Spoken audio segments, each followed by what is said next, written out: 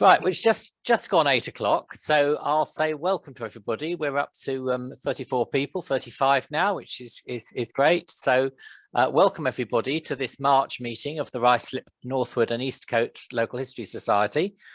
We don't have any notices for you today, so I'll tell you at the end about the remaining meetings this session. But without more ado, it's my very great pleasure to welcome our speaker for this evening, Dorian Gerhold, who's studied history at Oxford, at Merton College, and is a former House of Commons clerk.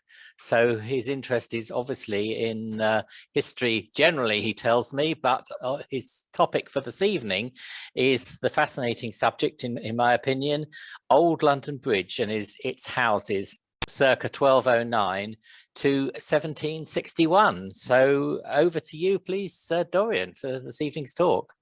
Thank you, Simon. Let's start by sharing the screen, which I hope is working. I should say at the beginning that there seems to be a bit of a time delay between me changing the slide and the slide actually coming up. So I should try and remember to go onto the slides before I start talking about them, but you may find I'm a bit out of sync, but we'll do our best.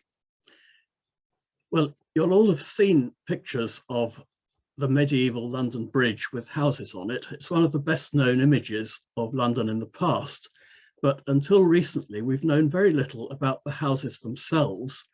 And as I'm going to show this evening, much of what we thought we knew is wrong.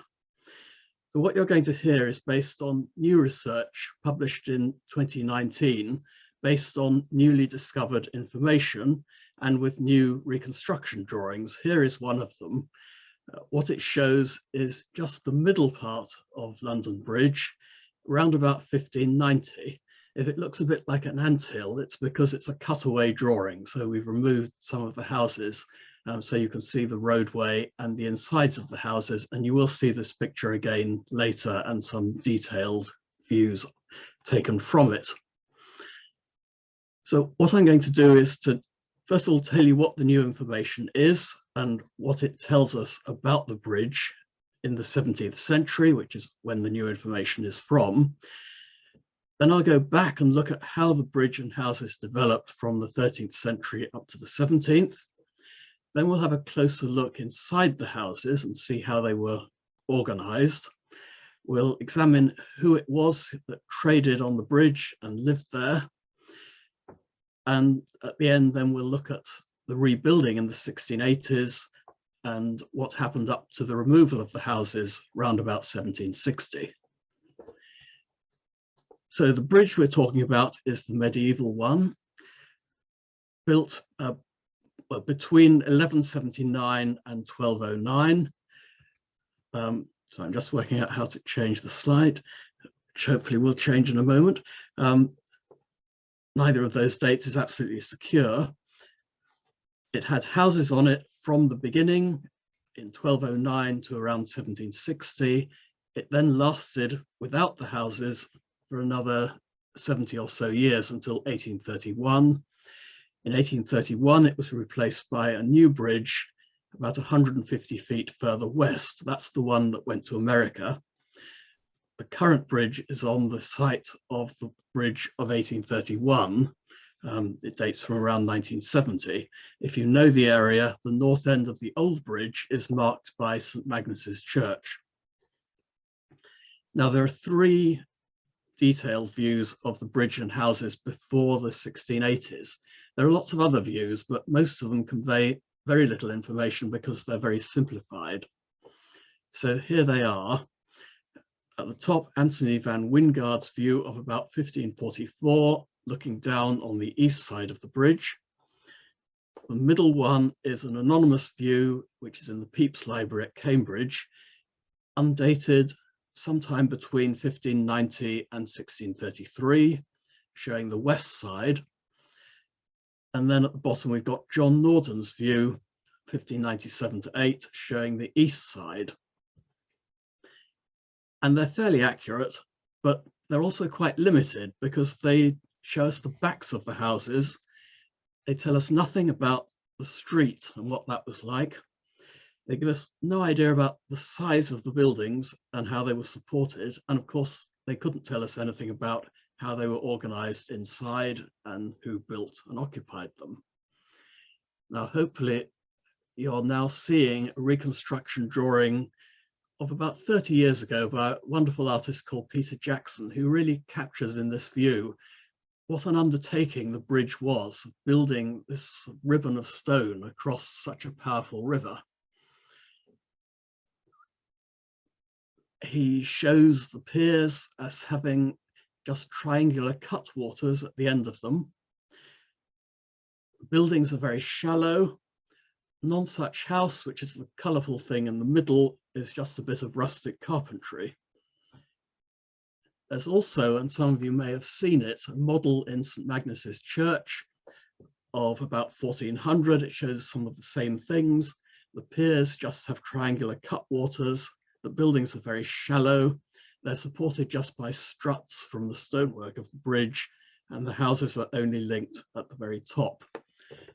Well, all of those things I'm going to show you are absolutely wrong. I do love the model, but it's quite wrong in many respects. So what's the new information? What it mainly gives us is dimensions, and that might sound a bit dull, but it's the key to reconstructing what the houses were like and how they developed. So the first source of new information, oops, there we are, is leases of the houses on the bridge, because between about 1604 and 1660, they started explaining exactly what the lessee was getting. So they didn't just say a house on the northeast part of the bridge. They would describe each room in the house and its dimensions in feet and inches. I hope you're now seeing an example of one of these leases. It's only 2 or 3 lines in each one that's really interesting. And almost every house on the bridge is covered. And if you're wondering why no one ever got at these before, it's because they're all still at the Guildhall, looked after by the lawyers, and there's no publicly available index. Fortunately, I found a list of them drawn up in 1787, and those are the ones that still exist. And the other new thing is a set of measurements made in 1683 of the middle and south parts of the bridge, just before most of the old houses were demolished. I hope I can enlarge a bit in the middle. So you can see what you've got there is, first of all, the feet in front. So that's the north-south length. Then you've got the width of something called the cross buildings, which I'll explain later. Then you've got the depth in feet, so from front to back. And then for certain points, you've got the width of the street. So the first thing here that's new is the width of the street. In the past, it's usually been said to have been very narrow, just 12 feet. But actually, on most of the bridge, and there are some other measurements besides these, it's around 15 feet wide, except where you've got a defensive feature where there's a good reason for making it narrower. So at the bottom there, it's 12 feet 5 inches only, which is where Nonsuch House was, and that had replaced the Drawbridge Tower. And similarly at the stone gate near the south end, it's only 13 feet wide under the arch. Now that matters quite a lot because the bridge itself is 21 to 20 feet wide. It varies as you go across. So the houses are only occupying 3 to 5 feet on each side. So they're not firmly founded on the bridge. They've only got a toehold on the bridge, and yet they're up to 34 feet deep.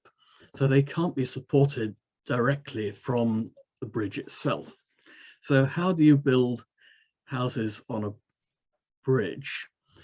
So first of all, the first example here is Paris, where the French, being very logical, they make this stonework exactly the same width as the houses plus the street. So everything is fully supported.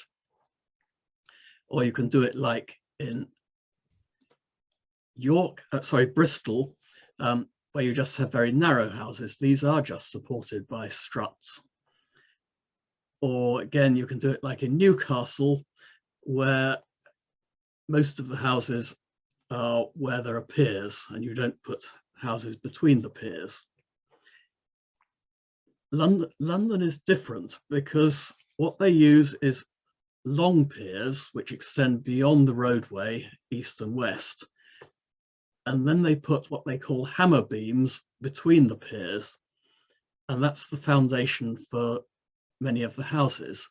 So I'm showing here what's really the third new source. The two plans of the bridge.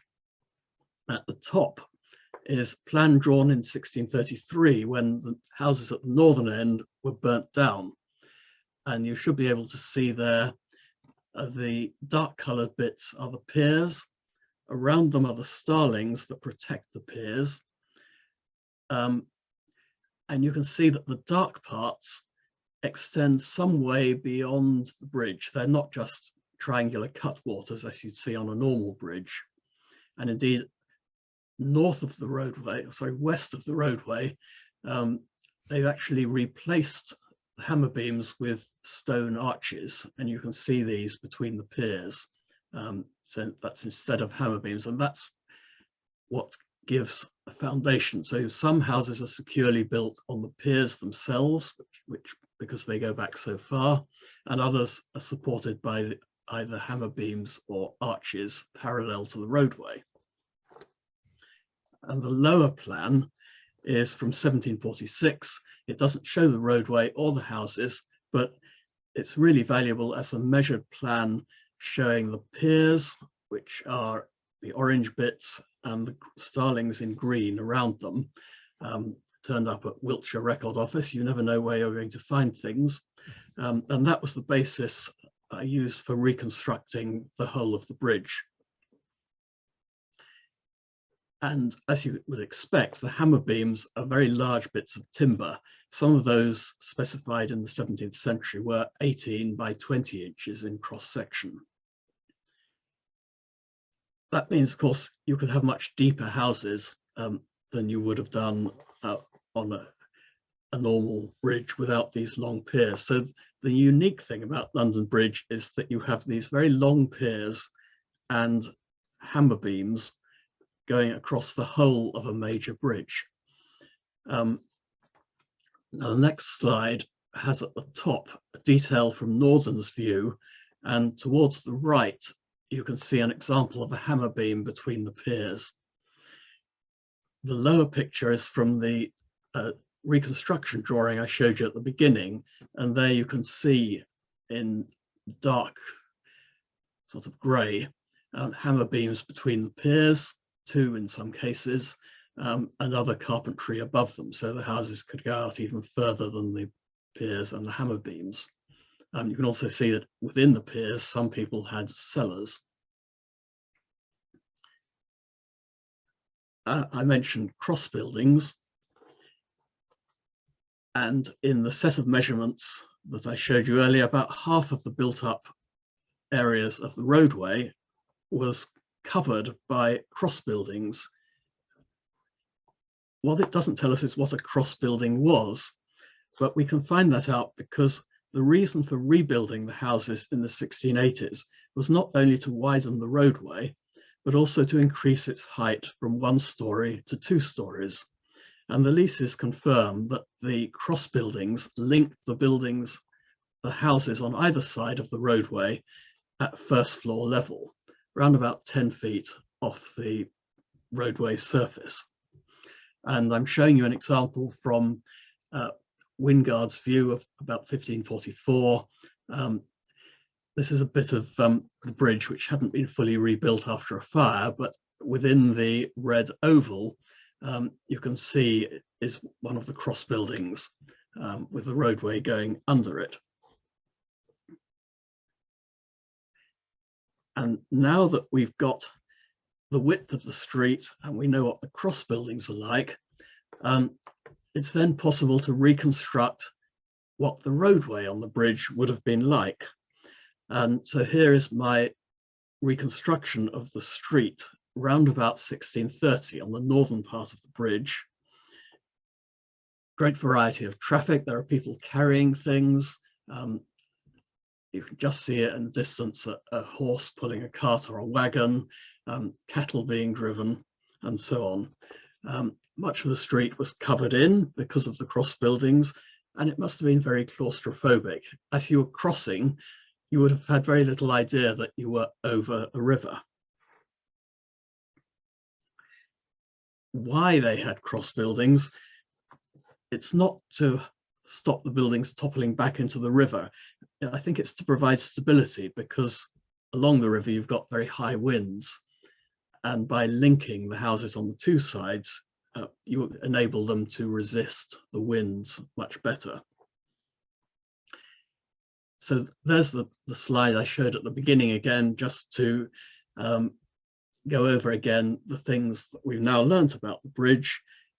So we've got the long piers, like the one under Nonsuch House here. I'm hoping you can see my little white arrow pointing these things out. We've got the hammer beams between the piers. We've got very deep houses, particularly on the piers, not so much so over the gullets or channels.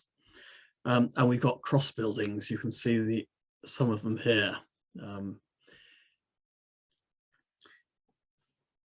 The importance of the measurements, they give us two other things as well. First of all, it means that we can identify the individual houses on the views. And I'm showing you Norton's view again. And it's the Middle East part of the bridge. They called it the Middle East part, which makes it sound exotic, but it's really only the east side of the middle section of the bridge. And Norden actually describes them very accurately in terms of their widths, except that he gets too excited by the important buildings, Nonsuch House and the chapel, and makes them wider than they should be. So some of the houses, like numbers 9 and 7 and 5, are only about 10 feet wide. Others are much wider, and we'll see later why that was so. And we'll also look more closely later at number 7 and number 5. Now, the other very important thing we can do with the measurements is plot them on a map. So that's using the 1746 plan. I've cut it into two sections, so the northern part on the left and the southern part on the right. The red outlines are the piers underneath the houses, and the grey parts are the cross buildings. So you see there the houses by the 1630s, which is what this seeks to show. There are varying widths and varying depths, tending to be larger over the piers. Now, once we've got a plan of the houses like this, we can then use the plentiful information drawn up by the Bridge House, which is the organization that maintained the bridge, and trace the houses back, because we have rentals from this period right back to 1460. There's another set of rentals from 1404 to 1421, and there's a survey from 1358. They're basically just lists of names and rents, but because we now know where everyone was, we can go back over the centuries and see how things changed, particularly which buildings were merged together.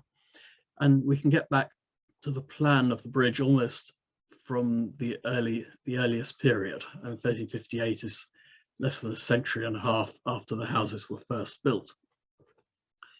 So for the rest of this talk, I'm going to be a bit more chronological, starting with the building of the bridge, how the bridge started, and then looking at how the houses developed. So the next slide shows two attempts to reconstruct the building of the bridge. One drawn by archaeologists on the left, and a more spirited drawing by Peter Jackson on the right. what they couldn't do at any time until the 19th century was build coffer dams to keep the water out and then just go down onto a dry bit of the riverbed and build what they wanted. So in the left-hand picture, you start at the top with boats at the lowest possible tide, and you drive piles in. And so you enclose a section of the riverbed, which is going to be your pier, and then you fill it in, as you see in the middle part of the left-hand drawing. Then you can use the pier as a working surface. And your problem is that because of the way you've built it, the piles for the piers are rather shallow. But once you've got this working surface, you can do what they're doing in the bottom part of that picture. You can hammer in larger piles, and that forms the starling, which is a protective area around the pier. And that's where most of your maintenance goes in subsequent centuries. You have to maintain the starling, otherwise the water gets through it and starts to wash away the pier. The disadvantage is because you've got piers and starlings, the bridge is then virtually a dam, and the water is rushing through, and that obviously increases the cost of maintenance and makes navigation difficult. At times, the difference between the water upstream and downstream is about 5 feet. The bridge is always said to have been built by Peter Culchurch, but in 1202, King John sent for a man called Isambert of Saint, who was well known for building bridges in France. We don't actually know whether he arrived. The other thing King John did in 1202 was to refer to the houses that are to be built on the bridge. And that and the long piers indicate that houses were intended from the start. They're an integral part of the structure, and they're also an important part of the economics, because why you build the houses on a bridge is because they provide income to maintain it. And the houses on the bridge were about a quarter of its total income. Because we now have a plan of the bridge houses and can trace them back to 1358, once you've removed all the later changes, merging one house into another, we find that originally, and this wasn't something I expected to find, they were all about 10 feet wide. That was a standard type of house that they built all across the bridge. And 10 feet is fairly typical for a shop at that time. The shops in Cheapside were only about 6 feet wide. They wouldn't have been lock-up shops, and it was rare at that time for anything to be more than 2 stories. So almost certainly they're 2 stories high. That's what we have in this reconstruction drawing of about 1250, which shows the same part of the bridge as the one you saw in the very first, the title slide. The survey of 1358 also refers to what it calls haute pas. I'm not sure about my pronunciation, but almost every other house. And they're almost invariably in the same places as the cross buildings were in the 17th century. So that is what they are, and that's how they're shown in that view. The cross buildings must have been there just about from the start, and they have to be at first floor level because there are only 2 stories.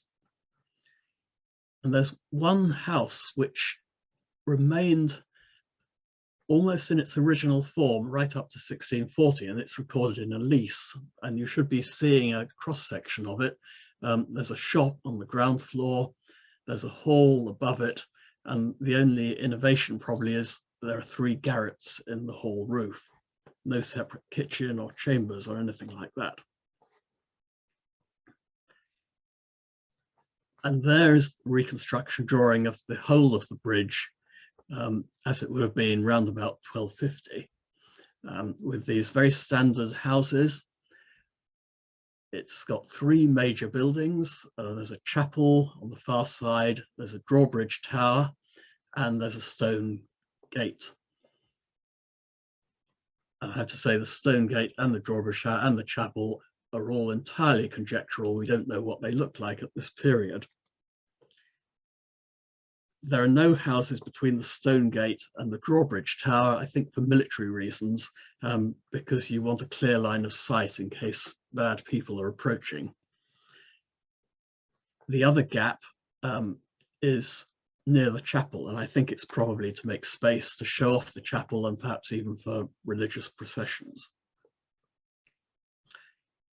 The other thing I should say is that all the houses stayed in the ownership of the Bridge House, which is the organization that looks after the bridge, and it not only builds them and rebuilds them, but it maintains them right up to the 17th century.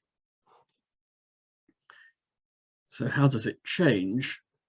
First they fill in the gap between the Drawbridge Tower and the Stone Gate, probably in the 1360s.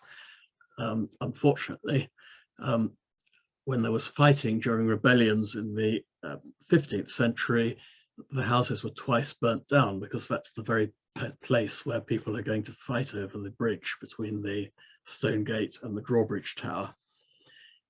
Then people started to put two houses together, so you often ended up with a house 20 feet wide instead of 10 feet, or they might have been rebuilt differently, so you get a variety of widths. They rebuild the houses and they give them more stories and often greater depth. Next slide shows the three major buildings as they were in about 1544. On the left is the chapel, which had been rebuilt in the late 14th century by the famous mason Henry Yeavely, who lived at the north end of the bridge. In the middle is the Drawbridge Tower, built in 1426. It was replaced in 1577 by Nonsuch House, which we'll see later. That's where at first the heads of traitors were exhibited at the top, and you can see them in that drawing on the roof of the Drawbridge Tower. And on the right is the Stone Gate, as rebuilt in the 1470s. That lasted until the houses were removed. One of the things that the bridge accounts reveal is when houses were rebuilt, usually only with reference to named tenants. So we didn't know until recently which houses were being rebuilt at which time, but now we do, because we know where everyone was from the rentals. And in about 1600, there were 91 houses altogether, and we can date 66 of them. And I'm showing a detail from the view from the Pepys Library. That's the west side, so the middle west side. And at the top in blue, I've shown the dates of the buildings in this part of the bridge. And I'm fairly sure that the ones whose rebuilding is not recorded date from before 1460. Most of the rebuildings took place between 1477 and 1548, and especially the last 2 decades or so. So the pictures you see are primarily from the first half, show houses primarily from the first half of the 16th century. Why then? It's simply because at that time, for various reasons, the Bridge House had lots of spare money, whereas at other times it had no money. The largest single project was 10 houses at the south end of the northern part of the bridge in 1526-29. You should be seeing another view by John Norden, and I've taken this detail of the northern part of the bridge, and in the middle of the picture you can see a group of houses with 7 gables, and then there are 2 towers either side of the roadway, and that's this very large project designed by Humphrey Coke, who was both the bridge's chief carpenter and also the king's master carpenter. Then there were 6 houses just opposite them, the north end of the middle part, built in 1539-41, again with 2 towers. But even more interesting are 6 houses just south of the drawbridge, including a south facade with semicircular projections and windows which stretch right across the whole facade. And you should be seeing it as it was in 1647 in Wenceslas Holler's view of the bridge. And just to prove that it's not an invention by Holler, there is the same building from a panorama of about 1680. They've generally been regarded as Elizabethan, but the accounts show that they were actually built in 1547 to 48, so in the reign of Edward VI. And they were designed by Richard Ambrose, Coke's successor and also master carpenter in the Tower of London. So he was familiar with royal buildings. And those innovative windows are very reminiscent of Henry VIII's recently built Nonsuch Palace from just 2 or 3 years earlier. So the architecture on the bridge is bang up to date. The Drawbridge Tower was demolished in 1577 and was replaced by Nonsuch House, completed in 1579, which became the bridge's most notable building. You should be seeing Holler's drawing of it from 1647. The name just means no other such house. It means it's remarkable. And what it really is 2 large houses, one of either side of the roadway, but rather more elaborate than any other. And it also shows the value of the process of doing reconstruction drawings, which throw up all sorts of questions that you might be hoping to avoid. So Holler's view looks like a detailed view showing some rather elaborate Elizabethan carpentry, but the artist looked at other pictures and noted apparently surviving windows. And also, hopefully you're seeing on the right a detail from the Pepys Library view from about 1600. It's slightly blurry and it's the side of the building, but you can see that there are windows there flanked by columns and with gold painted capitals. And in the other 2 pictures on the left, you can see the windows don't go right over from one side to the other. They're quite regular, one above another. And the whole building is quite different from what Holler shows, hence the house in the Reconstruction drawing, which you should see in a moment. And in fact, Nonsuch House wasn't a bit of rustic carpentry. It had one of the first classical facades in England. And its architect was not only the bridge house's chief carpenter, but was also the Queen's surveyor of the works, a man called Lewis Stockett, who had worked on Somerset House in the Strand, which was the very first bit of classical architecture in London. So again, the bridge architecture is very much up to date. And once you see this rather magnificent building in the Reconstruction drawing, you realize why it was so admired and why even in the 1680s, when everything else on the bridge was demolished, or nearly everything, they kept it. Well, they had to adjust the middle bit because the roadway had to be made wider. And I hardly need to add that it wasn't prefabricated in Holland and shipped over. It was built in the Bridge House yard.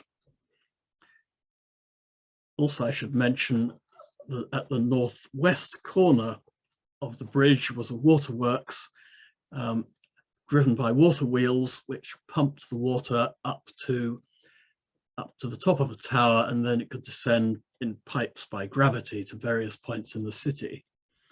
Built by a Dutchman, Peter Morris, between 1578 and 1582.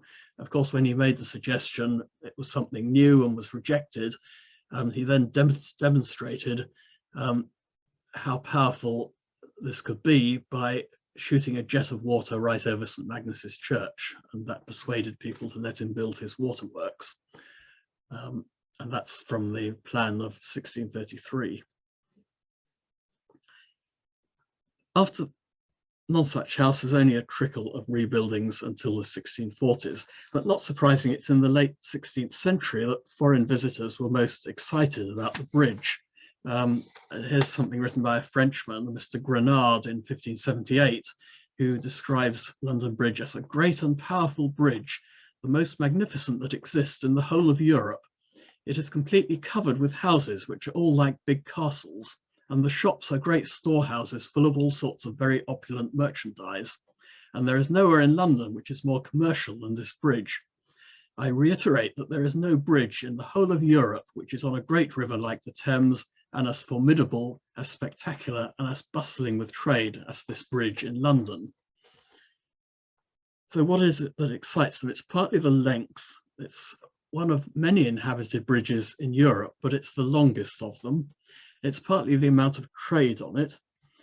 It's partly the way that architectural display was concentrated on the ends of the groups of the houses, with, like the towers I just showed you, projecting windows, painted decoration, armorial statues, and so on. It's designed to be seen by people crossing the bridge, not drawing it from down on the river. It's partly the great width of the houses from one side to the other, east to west, which is up to 75 feet in places. And probably it's partly because the architecture is innovative. So the next thing is to look more at the houses themselves. And this information comes almost entirely from the leases. They're all timber-built houses rather than brick because of the weight, and they have brick chimneys. They're nearly all, in this period, 3 or 4 stories high, plus garrets in the roof. They vary greatly in size. Some have cross buildings and some don't. And here I've reconstructed 2 of the houses on the middle part of the bridge in cross section, around about 1650. And it's very much a standard plan, which I'll go through in some detail. Ground floor, always a shop. Hall above, sometimes another room or chamber as well. Kitchen, and usually a chamber above that. And then above that, chambers and garrets. And then cellars down below. CH is a counting house on the left, and HC is a hanging cellar. And here is a reconstruction drawing, which is those same houses and that same cross section turned into a drawing. So starting at the bottom, cellars. So the houses over piers have a cellar which is within the stonework of the pier. If they're over one of the channels, they either don't have a cellar or they have what is called a hanging cellar. And I assume that means it's hanging from the hammer beams, and they're usually long and thin, sometimes only 3 feet wide. They may even have been accessed in some cases by trapdoors, and occasionally they get hit by ships and carried away down the river. As I said, all the ground floors are shops. There's no one just living on the bridge because they like it. They're all traders. I think the trading would almost certainly have been inside the shop rather than over the counter to the street, because the street is busy and dangerous. There's a risk of theft if you put goods there, and the sort of things sold are where you need to compare different items. Then on the first floor, you would have your hall. There on the right, you can see a panelled hall, almost invariably on the riverside, and often they have a balcony or what they called a lead, from which, no doubt, with your postprandial drink, you admire the view of the river. And indeed, they had the most spectacular views in London.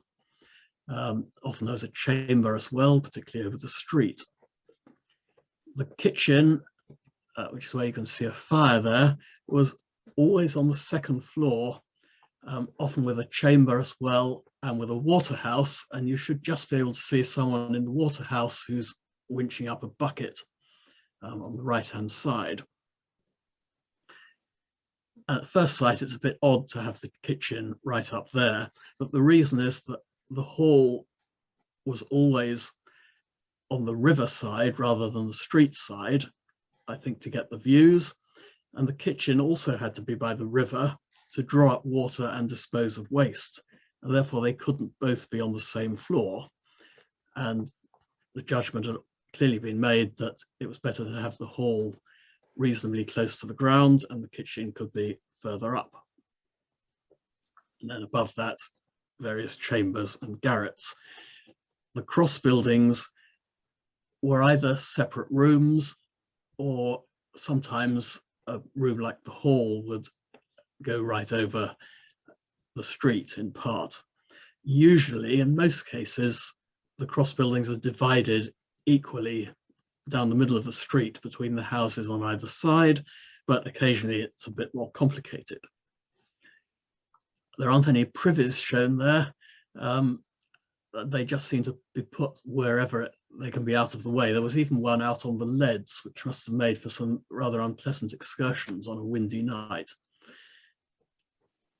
There's another example, which hopefully you can see, which is from the first slide I showed, which shows another house on the Middle East part of the bridge, again with a shop on the ground floor, a hall above, kitchen, and then chambers and garrets.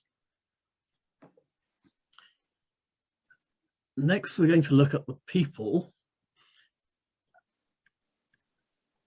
They're all tradesmen, of course, because they're all shop houses, and it's one of the 4 or 5 main shopping streets in the city. And I'm showing a slide here which shows the inhabitants, or at least the rent payers in 1478. On the left is the whole of the bridge, and on the right, so it's a bit more legible, I've enlarged the northern part of the bridge. And we have all this information because for a few years in the 1470s, the rentals give you people's occupations.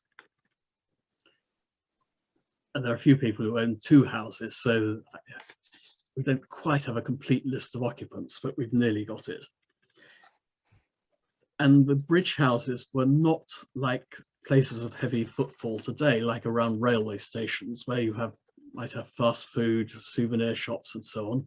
There are virtually no ale houses or inns there until the 18th century. And they're also not selling everyday necessities like bread or items that you might buy on impulse when passing. They're selling more specialized goods. Right from the first information we have in the late 14th century. And they're largely from 5 groups of trades. And I think that's probably deliberate to ensure that the bridge is an important shopping area. So most important were the haberdashers, who I've marked there in purple, selling an even larger range of goods than haberdashers do today. And they remain important right up to the end of the houses. And if you wanted to buy haberdashery in London, you either went to the area east of St. Paul's or to London Bridge. They were all in those 2 areas. Then there are glovers who are marked in brown. There are cutlers who are marked in blue. They're selling edged weapons and tools. There are bowyers who are marked in red, selling crossbows and longbows. There are fletchers who are orange, selling arrows. And all these groups, they're selling goods rather than making them on the bridge. They're mainly men, but there are always some female tenants and not necessarily widows. The most notable example was Isabel Barnaby, a silk woman on the Middle East part of the bridge, and we even know which house she's in. It's number 6A on the plan. These are my numbers, by the way, just for convenience. And you should see a little extract on the right from Norden's view, and she lived in the right-hand part of that house. And she was there from 1430 until her death in 1478, well, that was then an entirely female trade, dealing in silk. Later on, all the 5 early trades except haberdashery decline, some for obvious reasons. You don't need so many bows and arrows by the 17th century. At first, they're replaced by more haberdashers and various dealers in textiles, and briefly by grocers. But then it changes again from the 1680s. The grocers have disappeared. There's a declining proportion of haberdashers and textile dealers, and a much more miscellaneous group, including dealers in metal, notably pin makers and needle makers. There are people selling durable goods such as scales, clocks, mathematical instruments. There are booksellers and stationers, and there are sellers now of food and drink. On the left, you can see a 17th century woodcut showing a haberdasher and a customer and a peddler who's going to take his haberdashery wares out into the country. And on the plan on the right, haberdashers again are purple, dealers in textiles are red, the one grocer there is green, metal workers of various kinds are in blue, booksellers are in mauve or purple, and trunk makers in light blue. Notice how they cluster together. So you can compare different goods and different shopkeepers. Here's a trade card of Samuel Grover, who was a surgical instrument maker in the Middle East part of the bridge around about 1700. And he shows on his trade card all his rather gruesome tools, most of which one wouldn't want to go anywhere near. And who are they serving? Well, at the north end particularly, they're serving Londoners. It's basically a London shopping street, and that's where the rents were highest. But otherwise, their customers are country shopkeepers and chapmen and peddlers, particularly from southeast England, because the sort of thing the chapmen or peddlers take around with them are light things like haberdashery wares, cheap popular literature, and that's exactly the sort of thing sold on the bridge. Next, we're going to look at the occupants. They are largely prosperous tradesmen, but they're not the first rank of tradesmen in the city. They're not merchants, they're not masters of the larger livery companies, and they're not aldermen, but they might be masters of the smaller livery companies or members of the city's common council. What you don't get is great dynasties lasting for many generations, but there are few who are there for more than a century or so.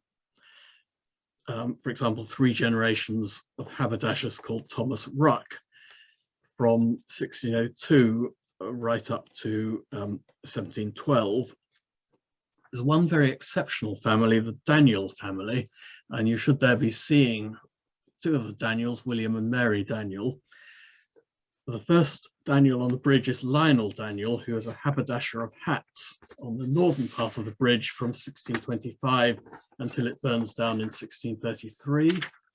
His son William here was his apprentice and set up himself as a haberdasher on the southeast part of the bridge in 1624. He puts together 2 houses, which he rebuilds. He's warden of the Haberdashers' Company twice. He's a common councilman, and he was even elected alderman, so he's very exceptional, though he was a dissenter and therefore unable to serve. He died in 1678, and his son Peter Daniel, a merchant who did become an alderman, lived briefly on the bridge in some style.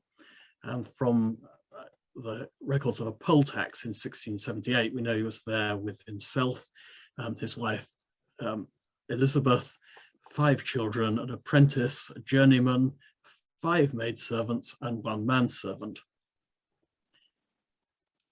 Another family is the 2 generations of Cornelius Harbert, or Herbert, who was a clockmaker and watchmaker, and occasional examples of his work survive, and they show what extraordinary quality it had. And you should be seeing here a watch made by him. It's about 2 inches across. And he was on the bridge from certainly by 1677 up to 1710, and his son succeeds him and is there until 1751. And then another person worth mentioning, because it's the only other portrait of someone who lived on the bridge, Thomas Wright, a stationer, apprenticed in 1738 to Richard Walkden, who was a stationer on London Bridge. His uncle, James Brooke, whose trade card you see on the right, has a large business based in the Chapel House. So that's the house that had been created out of the old chapel when it was secularized in 1553 and partly demolished and partly survived. It's such a large business that he also had paper mills in Kent, which supplied it. Thomas Wright and his cousin William Gill took over that business in 1750 and carried on until, well, and beyond the removal of the houses. So they moved the business elsewhere, and he was immensely successful, becoming Lord Mayor in 1785 and said to have died with a fortune of £300,000, which is even more remarkable then than it would be now. The one time when we get a full record of the inhabitants on the bridge is in 1695, so including their children and servants. It's a tax record, like so many useful things. And there were then 101 houses, and there are 551 people in them, roughly equal numbers of men and women. So basically over the bridge, you've got quite a large village or even a small town sitting there over the water. In the 17th century, almost all houses were rebuilt, partly because of fire. So in 1633, a maidservant on the northern part of the bridge put a tub of hot ashes under the stairs before going to bed, and they set the house on fire, and the whole of the northern part of the houses on the northern part of the bridge were destroyed. There was then an immediate row between Charles I and the city, because the city was anxious to rebuild the houses immediately because of the money, and Charles I wants to take the opportunity to remove all the houses, including those not burnt, to make it more beautiful. And they eventually compromised in 1635 that they won't rebuild the ones that are burnt, but they'll leave the ones that weren't burnt, and they just fence in the northern part of the bridge. But once Charles had been defeated in the Civil War, the city could do what it wanted, and it builds this rather splendid building at the north end of the bridge. You can see St. Magnus's Church behind it. Designed by Anthony German, better known for the work he did after the Great Fire. And it's a much more regular thing and very much admired. It even has a new way of obtaining water, that they have pumps to pump it up rather than winching it up in buckets. But it only got as far as the 3rd pier rather than the 7th pier, where the burnt houses had been, because the bridge house simply ran out of money. And then the Great Fire of London came along and destroyed it. You can see it burning in the painting at the top, and at the bottom you can see the devastation at the northern end of the bridge after the fire. The benefit of having that gap there was, of course, that the fire didn't spread further south along the bridge and into Southwark. And for a long time afterwards, they just put up some sheds, as they called them, at the northern end of the bridge. And the rebuilding is probably delayed because they need to repair the stonework. But eventually it was agreed that the whole of the northern part would be rebuilt in 1683. And for the first time, the bridge house just contracts it out on building leases of 61 years. And they're the people from the building trades or just investors, and they each get a pier and a gullet or channel. And they don't coordinate very much, so it's a bit of a mess, as you can see in this quite detailed picture. What the bridge house did do is specify exactly what it wanted. So it wanted a roadway that was 20 feet wide instead of the previous 15. It wanted timbers exactly of the sizes it specified.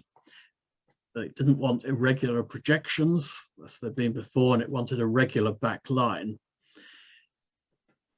Because the roadway is wider, the houses now have to be further back. And that means that the woodwork to support them has to start lower down the bridge. And at the bottom, you can see a detail from a painting, which I'll show you in a moment. There are some supports there which are temporary things, but you can see well below the pointed arches, the woodwork designed to hold up these houses, which now extend much further back, which was to cause serious problems later.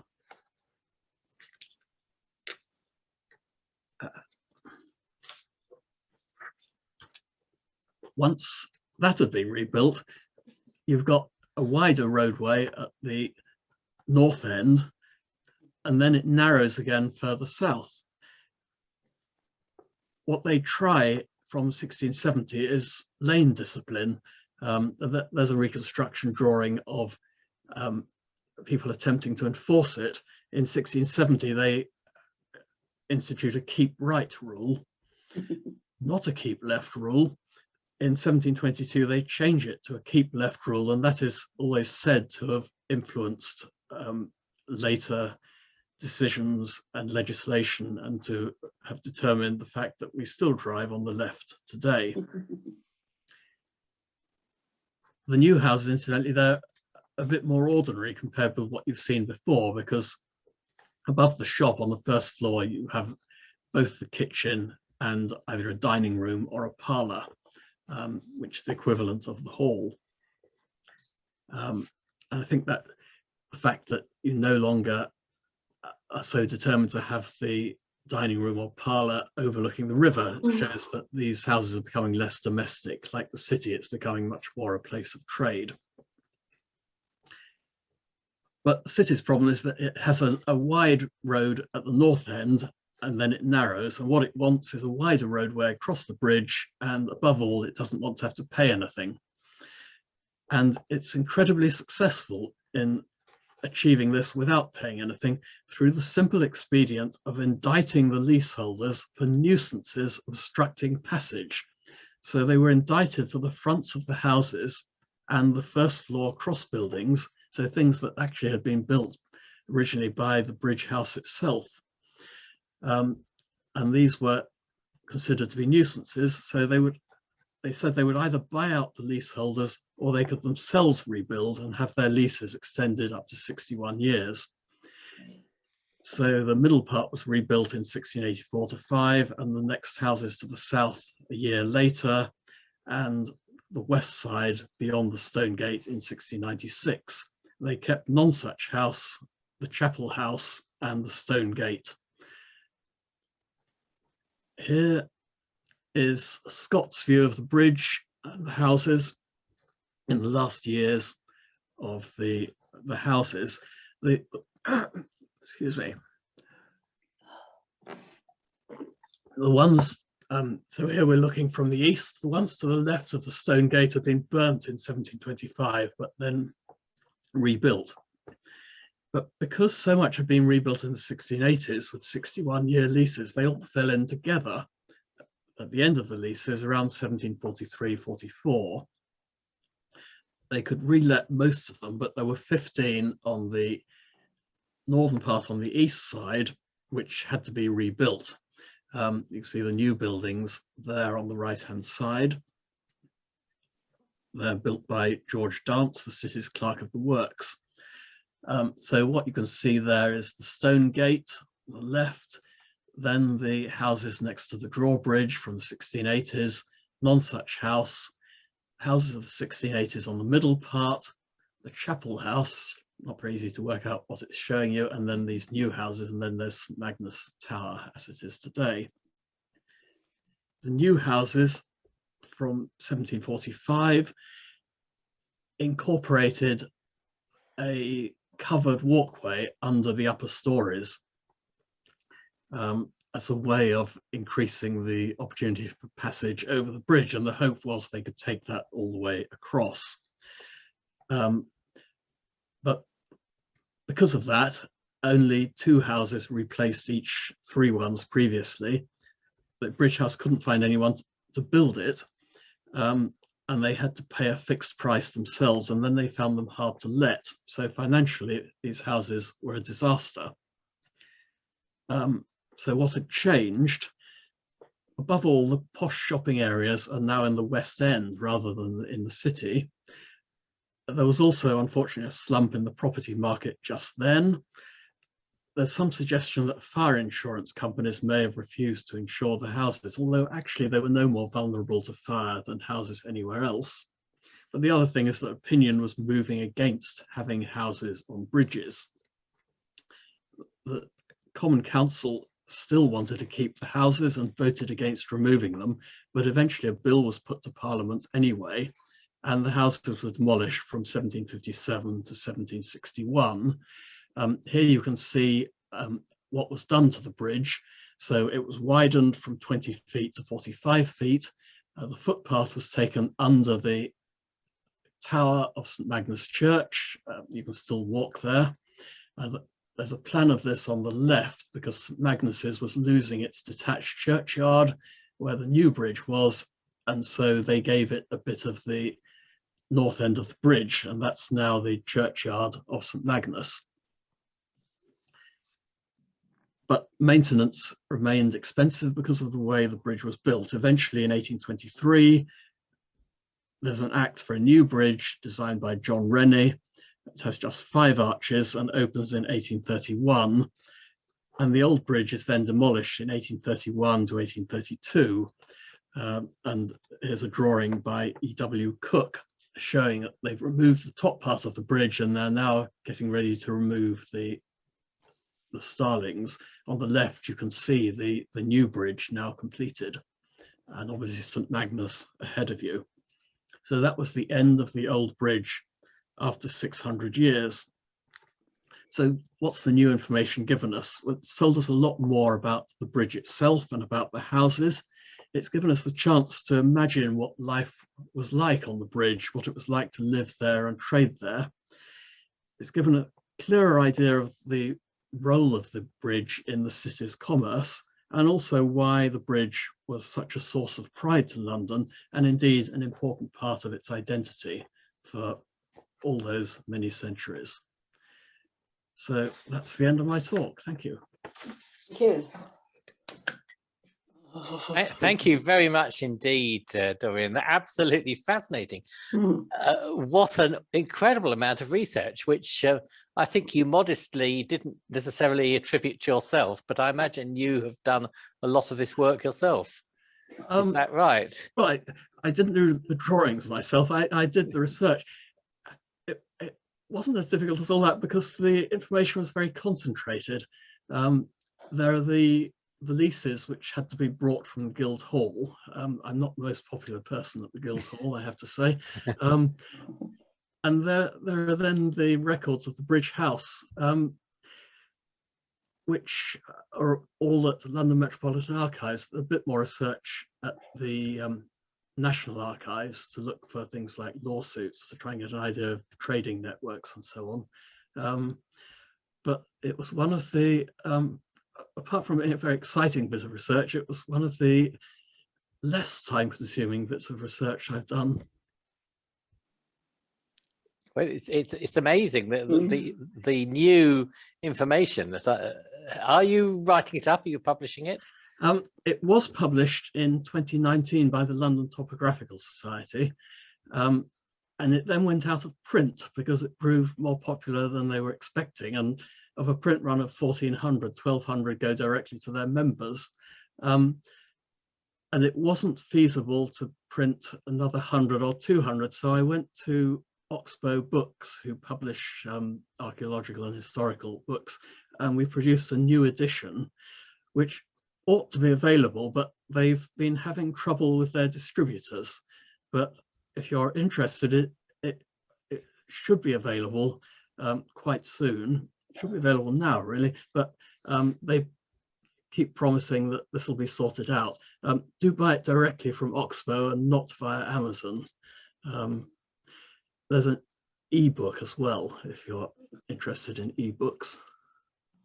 Well, that sounds fascinating. I look out for that because everything you've said this evening has been incredibly interesting. But I better not monopolize the questions. I shall open it now to everybody to put any questions that they wish or comments, either by just unmuting yourself and speaking, or if you prefer, you can type in the chat window and I'll find what you've written in there and read it out. So any thoughts or questions from anybody?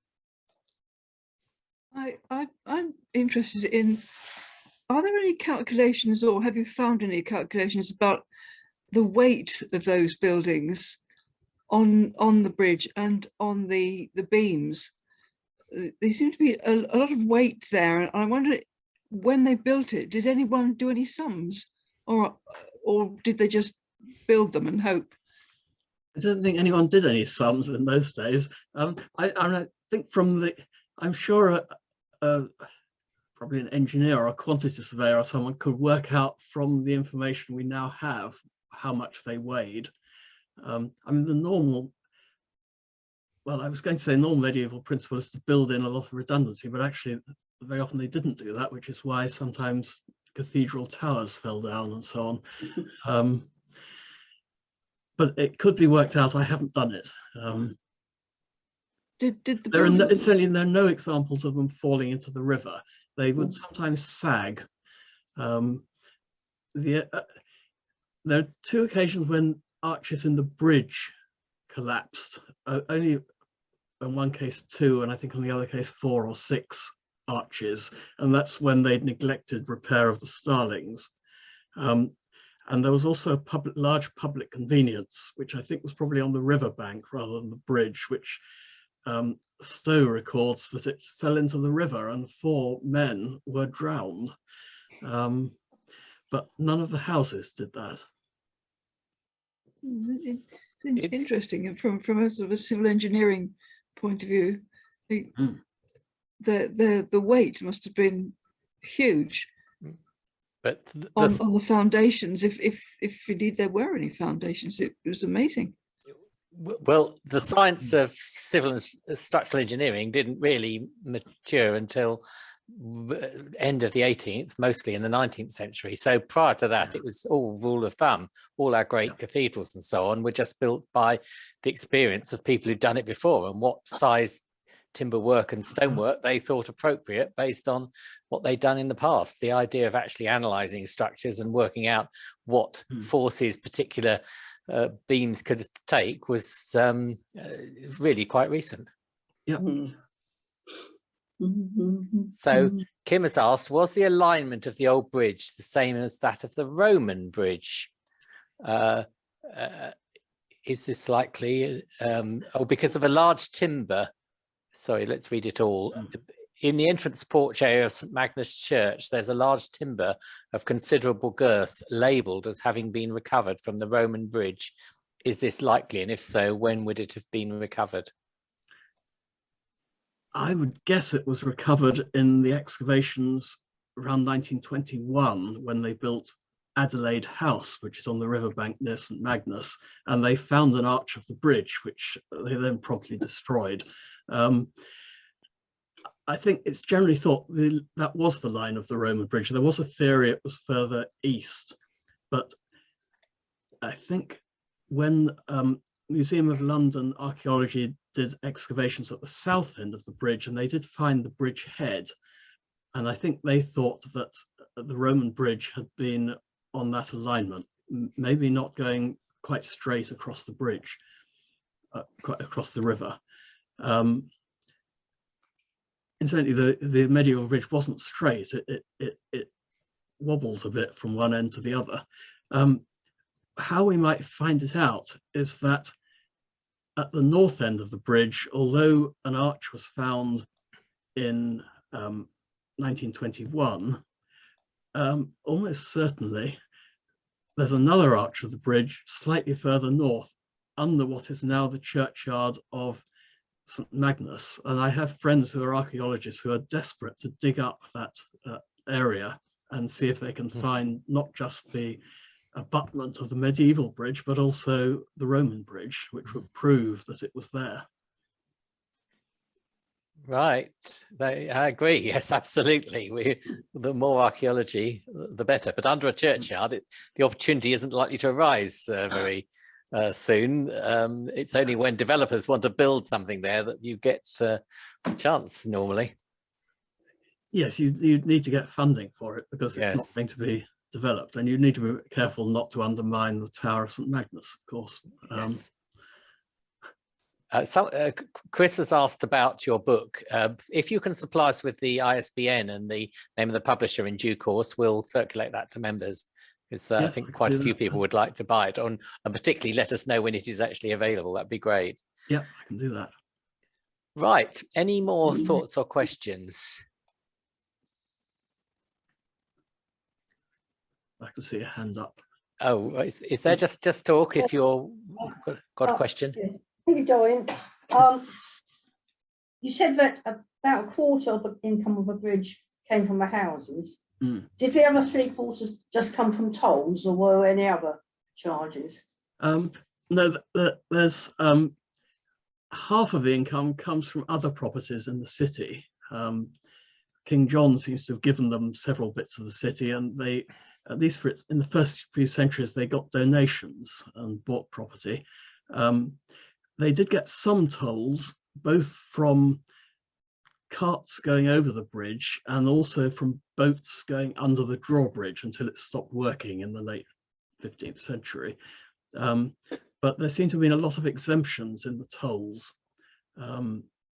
So they weren't as valuable as you might have expected, but they were still worth something like £500 a year, which was a significant sum, and they were let out. So tolls play some role. It would have been nice if they played more, and you could then perhaps have measured the traffic going over the bridge from change in the tolls, but it's mainly property. Is it the same organisation that is now the City Bridges Trust? Have they got historical connection right back to the... They have, yes. Yes, yes, Yeah. that now And has they do quite a still, nice surplus, yes. Yeah, they still maintain the city bridges, but they have a surplus left over. They don't seem very interested in history, but they still do maintain the bridge.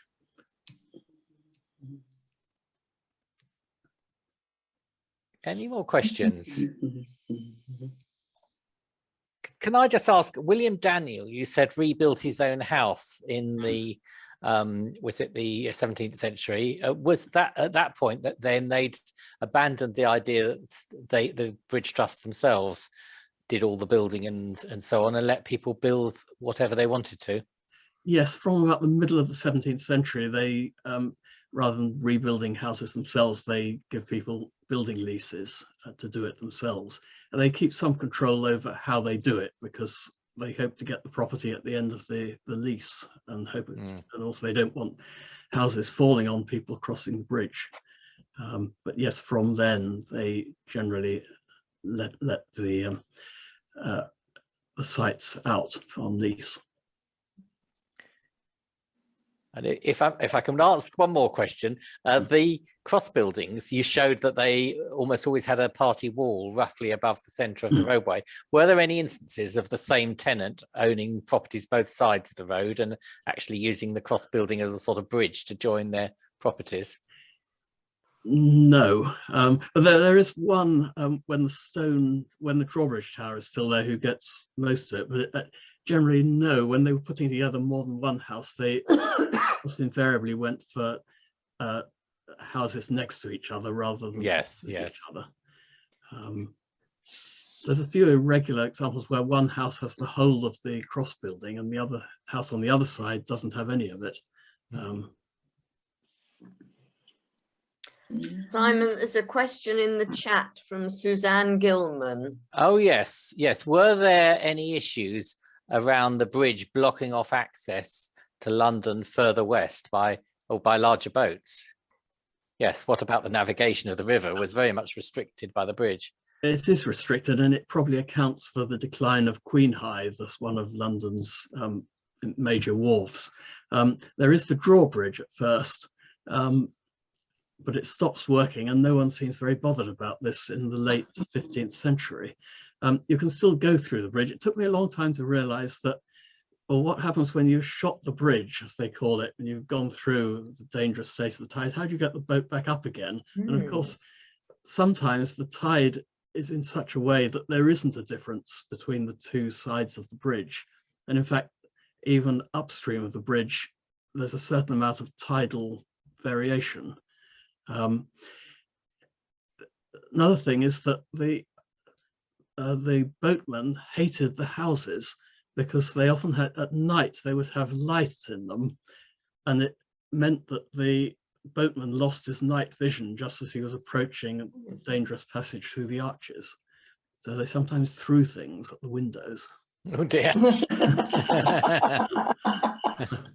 Was there at one time a winch to help pull boats upstream through the navigable arch, or am I thinking of some other bridge? No.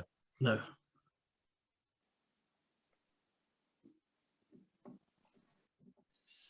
Right. Any more questions for anyone? Well, I think in that case, I need to say thank you very much again, Dorian. That's absolutely fascinating talk. Amazing amount of detail.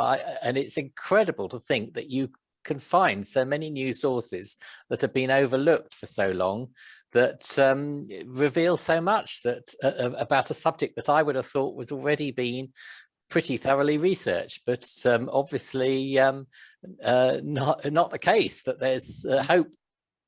Historical topic, I think, to ferret out more details. So, very best of wishes for your republished version with Oxbow Books, which it sounds as though quite a few people on this call are going to purchase a copy of once it's available, and with all your other researches. It sounds great, and you're obviously an enthusiast for finding out as much as you can about such a fascinating topic. So yes. So I'll ask people to thank you in a second, but before I do, I'll just say our next meeting is on the 25th of April, not what was printed on some versions of the flyer.